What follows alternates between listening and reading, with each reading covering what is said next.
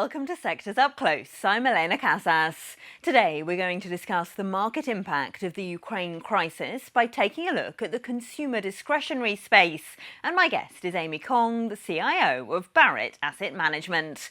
Well, aside from the obvious impact on global energy security and the international payment system, the Ukraine crisis and the barrage of sanctions against Russia are impacting global supply chains and major industries, including airlines and automakers.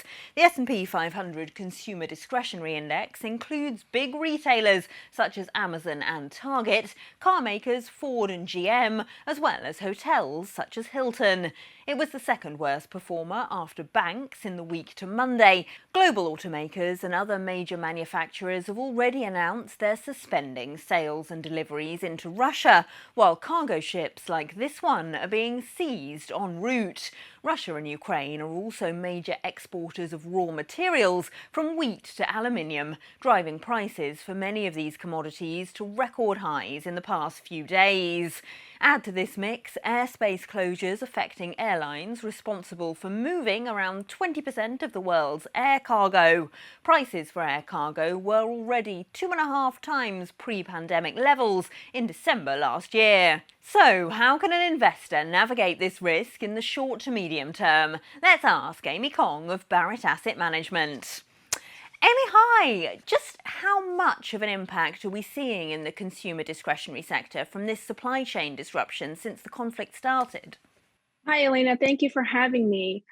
I think so far we're not seeing that much of an impact yet, but it could get worse. Right now, the headlines, as well as many investors, have been more focused on the energy sector, to your earlier comments.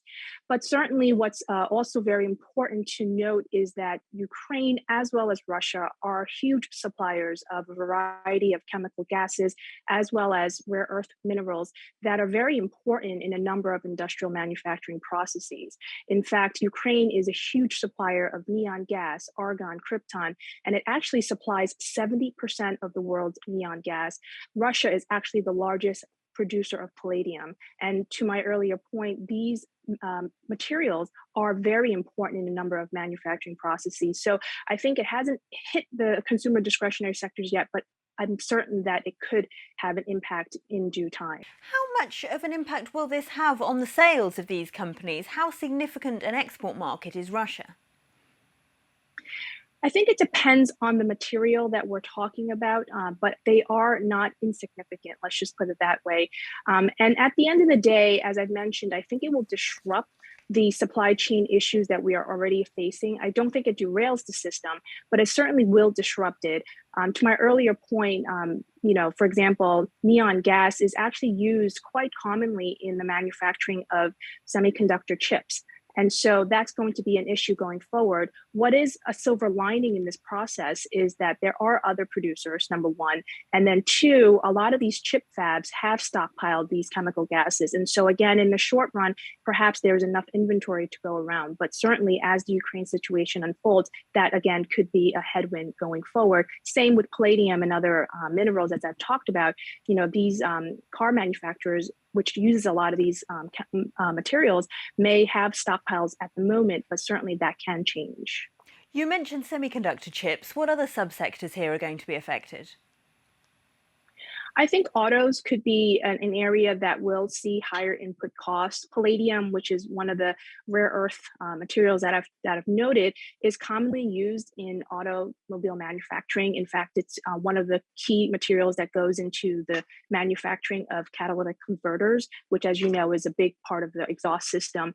And so, as that material is thinning out, certainly manufacturers will have issues sourcing that material, but at the same time, the price of that material is also moving higher quite rapidly. And so I think as sales for these automobile manufacturers will likely, stay flat, but, certainly could be disrupted because of all that's going on. The fact that expenses may move higher, again, because of the cost of manufacturing is moving higher. I think automobile manufacturers is something that I'm watching very closely. Also, which we've already seen happen last week, is a lot of these hospitality, leisure, as well as online travel agents are also weaker. And so that's another aspect that we need to pay more focused attention to. Certainly, they're not impacted because of global supply, but of course, with all that's going on, that's another area within the consumer discretionary sector that may be impacted. Briefly, Amy, consumer discretionary was already down about 13% in the year to Monday. How much risk is already priced in here? I think a good chunk is priced in the standpoint of, some of the global chain issues that we've talked about.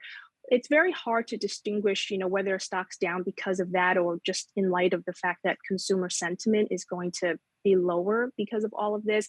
I think what is not quite priced in yet is if, let's say, oil, which we all know is likely to stay elevated for the time being, if that really prolongs into the medium term, that's really going to impact the willingness for a consumer to spend. And so I don't think that's quite priced in yet. I think right now the street is still banking that the US consumer will still spend, that household balance sheets are still healthy. And we think that's still the case. But certainly, if we're seeing oil at 100 for an extended period of time, it is going to impact consumer spending. And I don't think that is quite priced in just yet.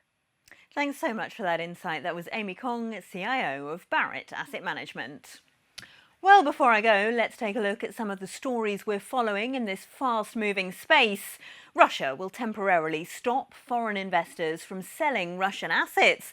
That's according to the country's Prime Minister, who said the move was to make sure decisions were not driven by political pressure. No further details of the order were given. Separately, Russia's huge sovereign wealth fund will also be pressed into action, spending $10 billion to buy shares in Russian companies. Russia's decision to limit asset sales comes after companies from BP to Shell announced they were divesting themselves of their Russian assets. The world's two biggest container lines on Tuesday temporarily suspended cargo shipments to and from Russia in response to Western sanctions on Moscow. Denmark's Maersk followed Swiss-based MSC in announcing a stoppage in cargo bookings to and from Russia, although both companies said the suspension would not cover essentials such as foodstuffs, medical and humanitarian supplies. And global auto and truck makers, including Volvo, Daimler and General Motors, have suspended some business in Russia. Volvo said it would suspend shipments to the Russian market until further notice, becoming the first automaker to do so. Germany's Volkswagen said it would halt production at two Germany factories after a delay in getting parts from Ukraine, while Mercedes owner Daimler said it would freeze business activities in Russia with immediate effect, including its cooperation with Russian truck maker Kamaz. GM's announcement was mostly symbolic, as it sells only 3,000 vehicles a year in the country. And that's your look at how Ukraine is impacting the consumer discretionary sector. I'm Elena Casas, and this is Reuters.